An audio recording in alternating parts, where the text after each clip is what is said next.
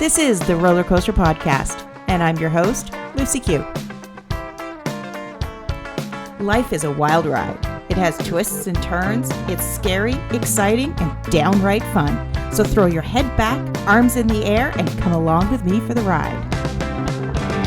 Life is like a roller coaster, baby, baby. I wanna ride.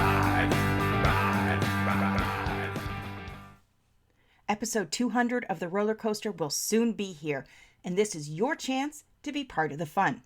I'm going to be recording this episode with coaches and listeners just like you. If you want to be part of the fun, head over to nectargrowth.com. Sign up for free and RSVP for the November 18th event. All of the details will be under the events tab. I can't wait to see you there. What are you waiting for? Come join us. You know you're worth it. Ride. When you feel the pull of your purpose, encouraging you to take a different path, do you get curious and dive in deeper? Or do you brush it off as a hopeless dream? Joining me today is Karin Freeland, life coach and author of The Ins and Outs of My Vagina, to share how she ditched her corporate job and reinvented her life. Hi, Karin. Hi, thank you so much for having me and giving me the opportunity to talk to your audience today. Thank you for joining me.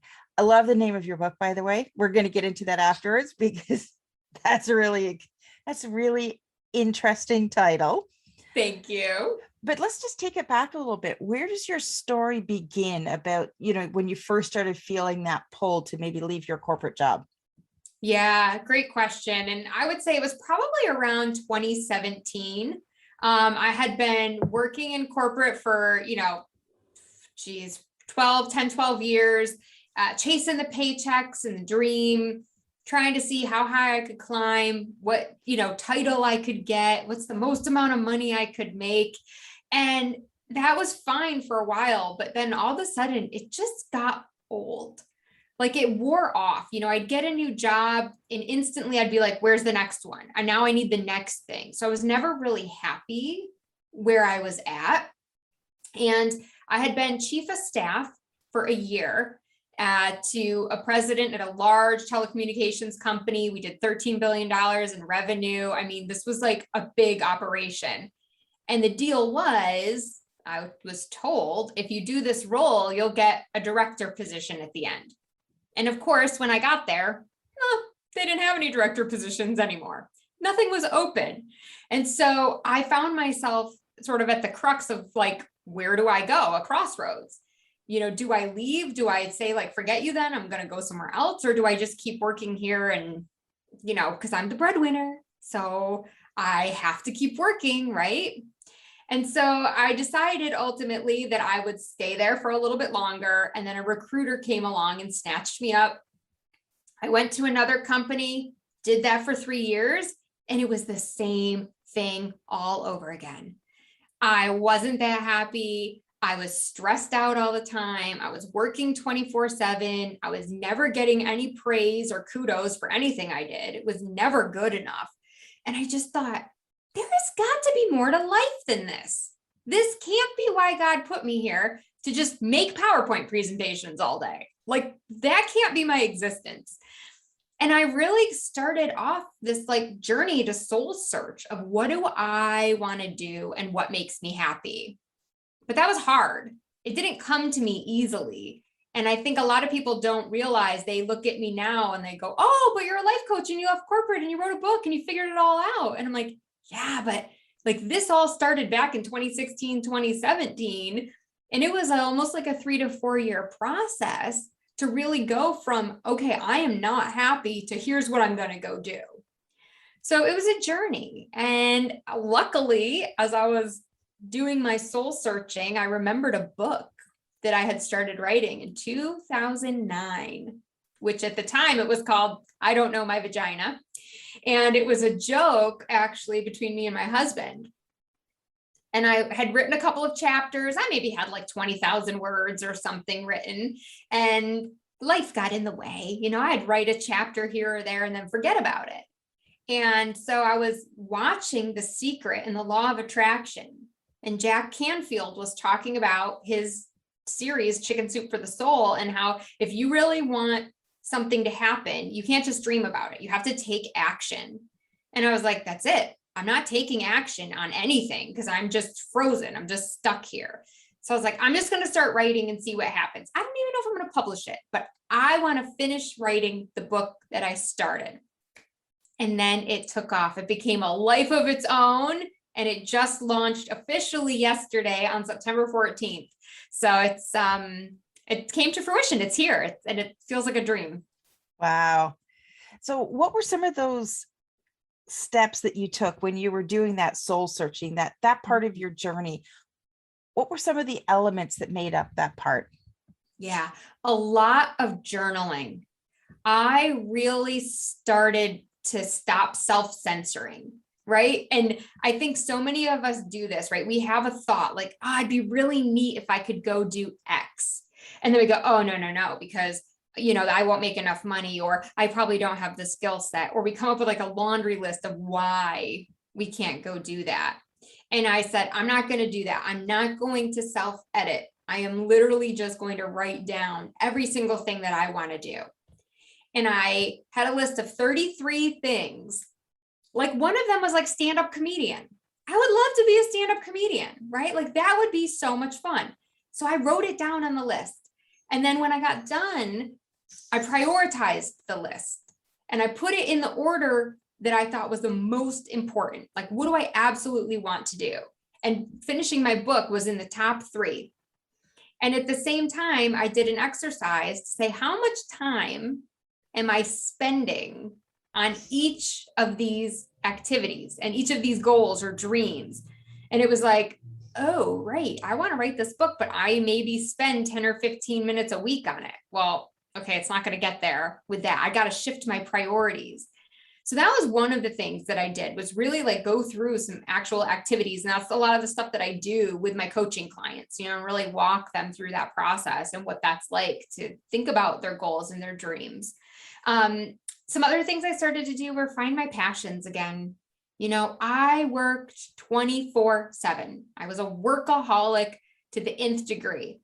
So I put the kids to bed at night and I worked. I said goodnight to my husband, woke up and did it all over again the next day. Work, come home, feed the kids, put them to bed, work.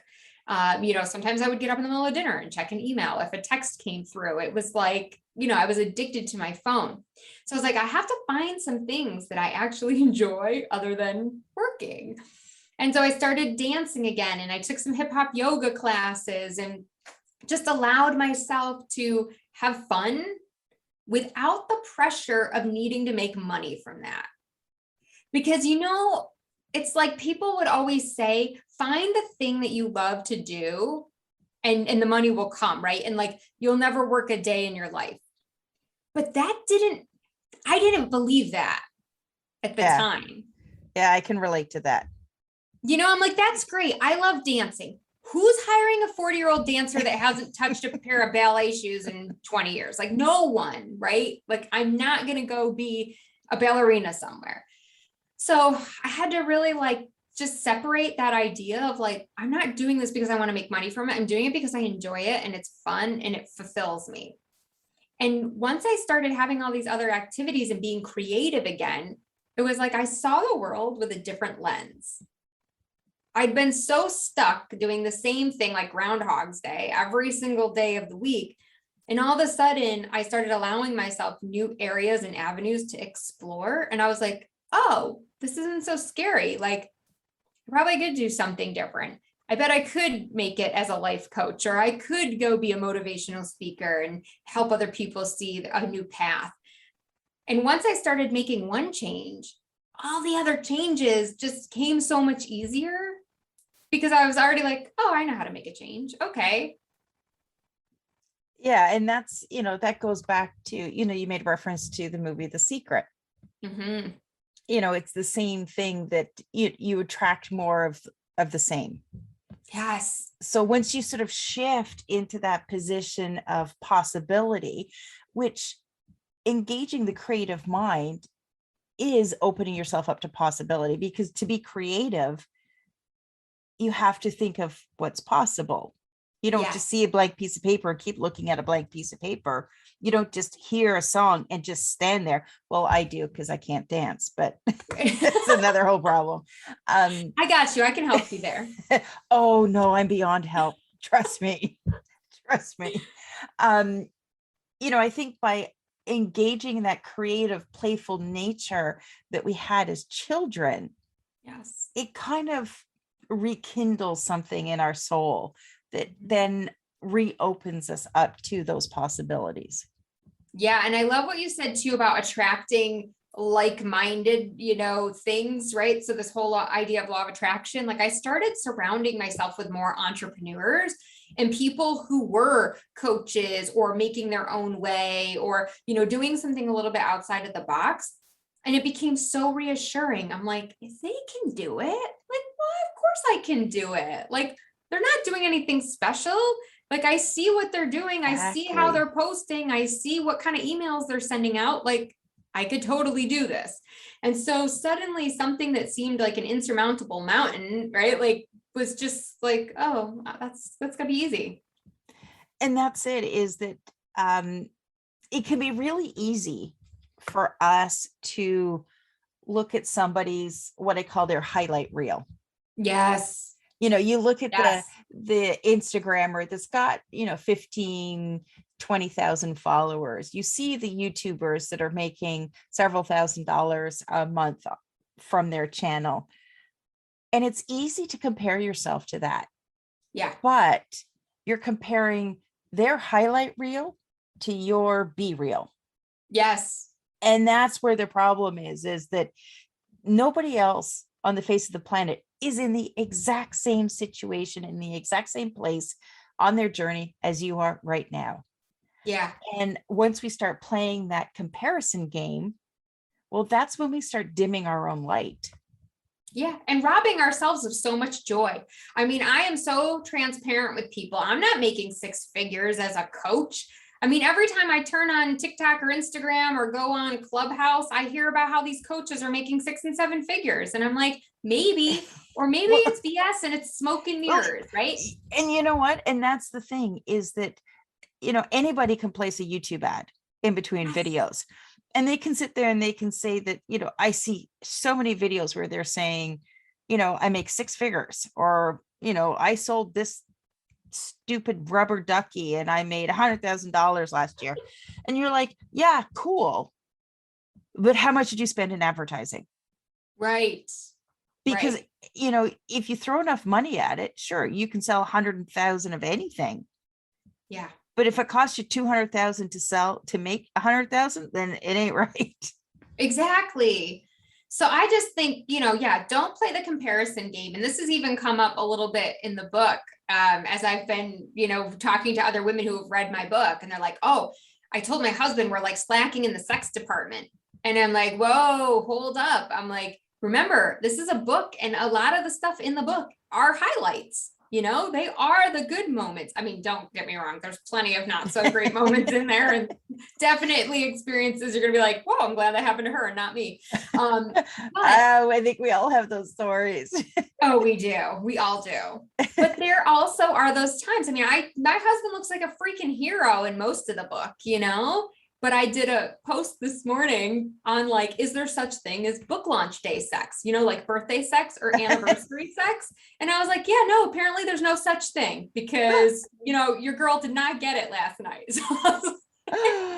But I put it out there because I want other people to realize that I'm not living this fantasy, amazing sex life, and now you have to feel like, oh, mine must suck.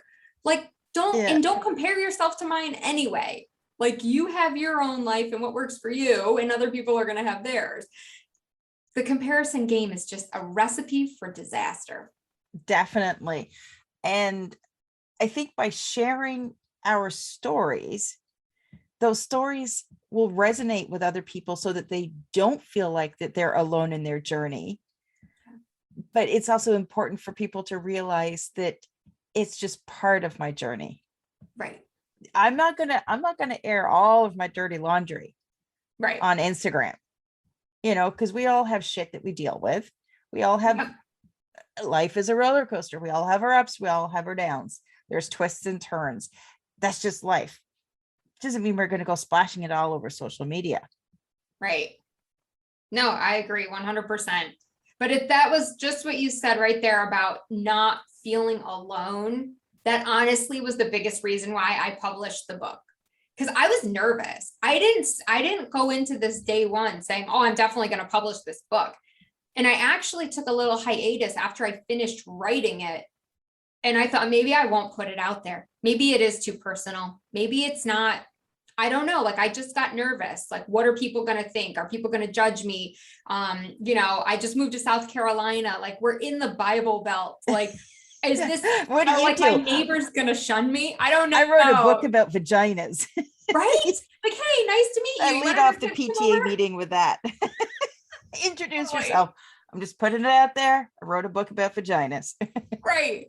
And like, some people I've found down here are super supportive of that. Like, so many people turned out to my book launch yesterday, and that was amazing. But at the same time, I've had some experiences where I've mentioned the book and they're just kind of like, okay, nice, good luck, bye-bye. It gets a little awkward. So yeah, you never kind of know what you're going to get. So tell me about the book then. Yeah. So The Ins and Outs of My Vagina, a penetrating memoir, is the most, isn't that funny? You can't like say it without laughing. And my editor was a male, so I just used to love when he would tell other people about the book and like listening to him say the ins and outs of my vagina, but like he's saying it as if he has one. It was the best. But anyway, it is a comedic journey over the mishaps and misadventures that I've had with my partner in crime, V, who is my vagina, over the past 40 years. So she is actually a character in the book. She gets introduced in part 2, and then she's along for the ride for the remainder of the book. And she's sassy. She's often trying to sabotage my life. And, we have a very love-hate relationship. Is there a snippet that you could share with us, like a story about, I don't know, just something you think might resonate with our audience? Yeah, certainly. Do you want me to actually read you something, or do you want whatever you want? Yeah, if you want to either read it or if you can relate the story, whatever's comfortable for you. So I have there's like so many, but like one of the stories I talk about is the first time I had a bikini wax, and what that was like. Why would you do that? Oh, you're making me crazy. It was my one and only, and I never had another one ever. And I just remember laying there, and the lady goes, okay, take off your skirt and your underwear, get up on the table. And then I'm like, okay. And I'm just like laying there. I'm like, do I keep my sneakers on or do I take them off? Like, I don't know what to do. This seems awkward to keep them bikini on. Wax etiquette. Right? I don't know. Or like, are my feet going to smell if I take my shoes off? Like, I didn't know what to do. And so then we get done with the procedure and she's like, flip over. And I'm like, flip over. It's not like you said flip over. I'm like, what are you gonna like upcharge me? Is like, I don't really think I need to do that. And she's like, yeah, no, that's included and you should do it. And I'm like, oh, okay. So now I'm on all fours, like on this table with her waxing my crack. And I'm just like, all right, okay then. Like I would never want to see this woman in a Target or in like a Publix or like anywhere, like a store ever. I was mortified. I can't even imagine. And here's the thing, right? There's so many women who are curious about a bikini wax, but they have no idea what to expect. And now you get to read the book and go, oh, maybe that doesn't sound so bad. Or you know what? I think I'm good on that. Thank you, Karin. Thank you for saving me from that horrible experience. Oh, I still remember the time I live where I am. It's a rural part. And, we tend to get newer doctors because in Canada, if a doctor goes to a rural area, they get their student loans forgiven. Oh, so wow. I had this young doctor. And I don't think he'd done many pap tests before. Oh, geez. So I'm there. And it's a similar situation. You're there with your knees around your ears. And he's like down there rooting around. And like I've had a few pap tests in my days, I Right. kind of know how long it should take. And it was taking like, I'm like, finally, I'm like, dude, what are you doing down there? He's like, I'm trying to find your cervix. And I'm just Oh like, my are you fucking gosh. kidding me? Oh I'm like, my would you gosh. like me to do this for you? Right? What do you do? That is awful. That is such a terrible It was, experience. And for a second, I thought you were going to say he was just having his jollies or oh something. no, Like, no, oh he was God. like apparently looking for my cervix. And I'm like, oh, okay.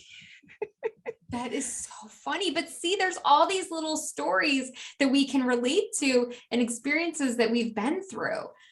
And 90% of the book, maybe 95%, is like comedic, right? It's funny and there are funny stories that you can laugh about.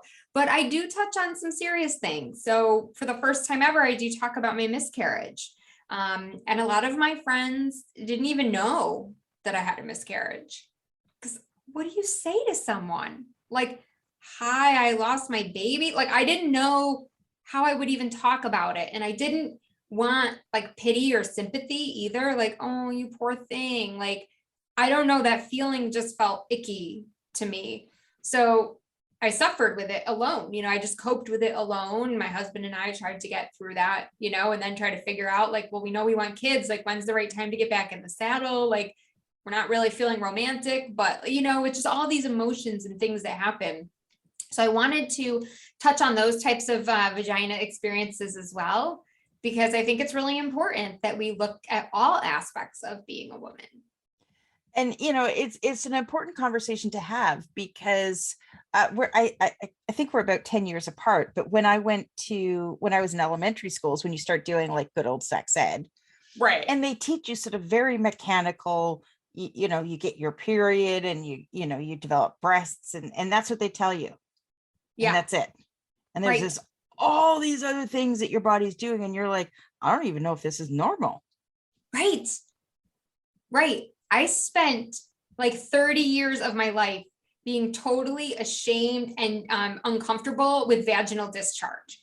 Like, I was just like, I don't want a guy to go near me. I'm disgusting. There's things coming out of it. Like, what is this? This is not normal. And turns out it is. There's cervical mucus. That's what it's called. Did not know that. But like, no one talked about that. And then I'm watching this comedy special with Amy Schumer. And she's talking about how her big, New Year's resolution is going to be to just take off one pair of underwear and have it not look like she blew her nose in it. And I was like dying on the floor laughing because I'm like, oh my God, if she's doing a joke about this, I am normal. Like, this is happening to other people. And like, literally, I was like 30, 32 years old. Yeah. Like, that's insane. I shouldn't be that old realizing like, oh, this is a normal body function. Like, I seriously thought there was something wrong with me.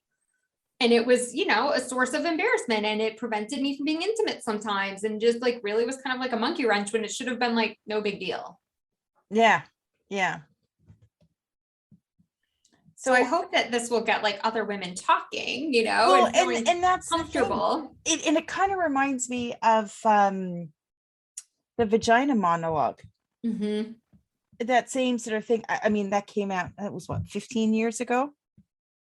I can't remember all the details of it, but it did start conversations for women. Yes. And, there's so much about, even menstruation when it comes to women, it's still somewhat something that you have to hide away, that you don't talk about, that it's still in a lot of circles somewhat taboo. Yes. And that is one of the reasons that I have teamed up with the Alliance for Period Supplies to donate a portion of the proceeds to their organization to help end period poverty.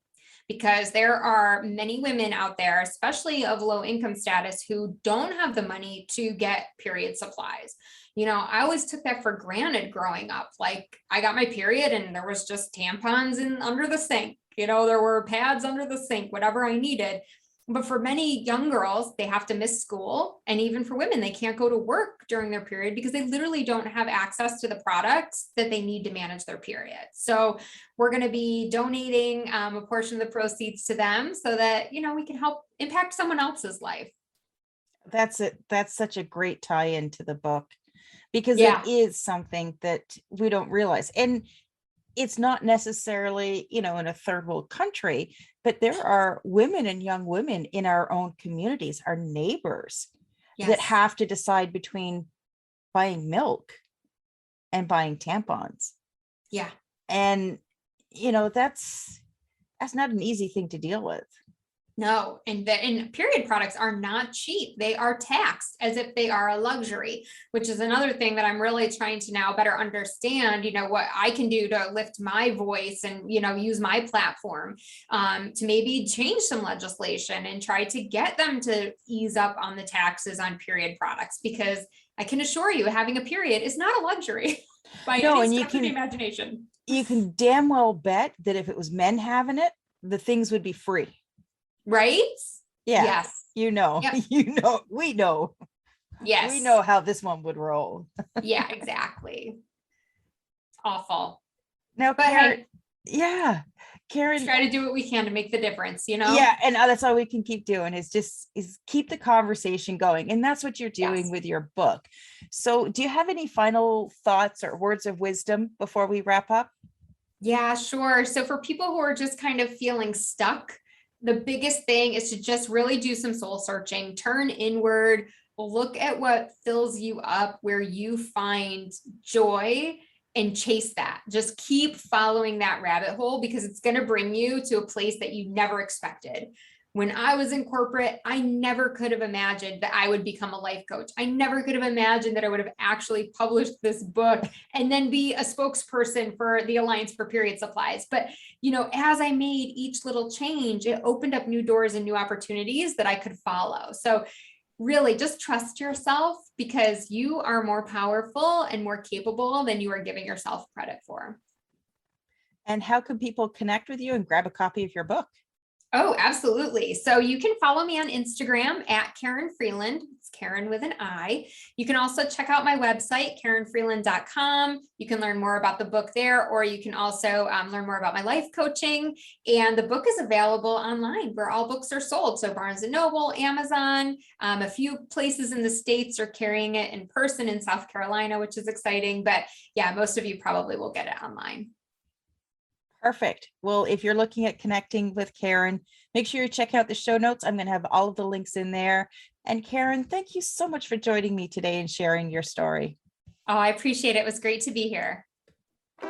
Thanks for listening to this episode of the Roller Coaster Podcast. Want to chat or share your ideas about today's show? Pop me an email at hello@therollercoasterpodcast.com. Don't forget to connect with me on Facebook and Instagram at The Roller Coaster Podcast. Our theme song, Roller Coaster, was performed by The Lucky Setback. Audio editing by the one and only Jeff Quigley of Quigley Creative.